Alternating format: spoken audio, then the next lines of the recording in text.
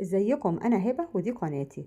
النهارده هنعمل من اكلات رمضان كل سنة وانتم طيبين رولات التورتيلا بالفراخ بطريقة سهلة ولذيذة جدا.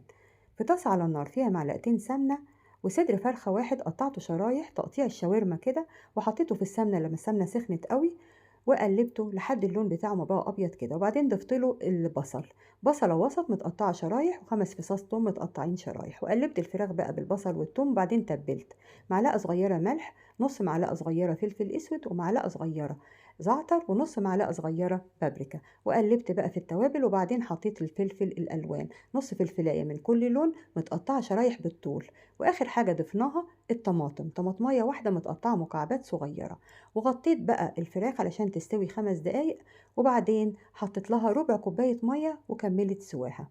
نزلتها بقى لما وصلت لكده. العيش بتاعنا اللي مستخدمينه اهو، ودي الصينية اللي هنحط فيها. حطيت فيها حبة صلصة تحت كده، وبعدين هنلف بقى العيش، هنعمل الرولات بتاعتنا.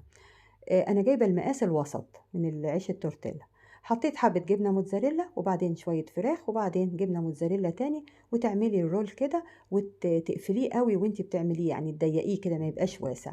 خلصنا كده نحطه في الصينيه، نخلي الحته المفتوحه من تحت، خليها لتحت. بس هنكرر بقى العمليه دي في كل الكميه. الصينيه اخدت 8 رولات، علشان تعرفي الكميه اللي عملناها بصدر الفرخ عملنا 8.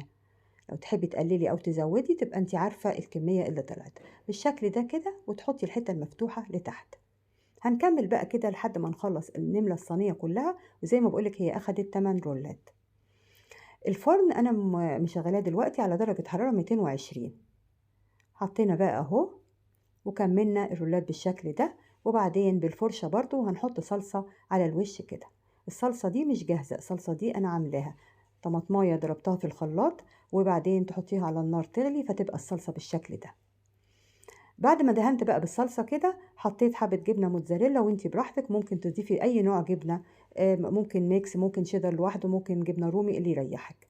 ورشيت بقى رشة بابريكا كده بتدي لون حلو مع الموتزاريلا، وحطيت نص معلقة حبة البركة، ودخلتها بقى الفرن. أخدت ربع ساعة من تحت على درجة حرارة 220، وبعدين أقل من 10 دقايق من فوق لحد ما وصلنا للون الحلو ده.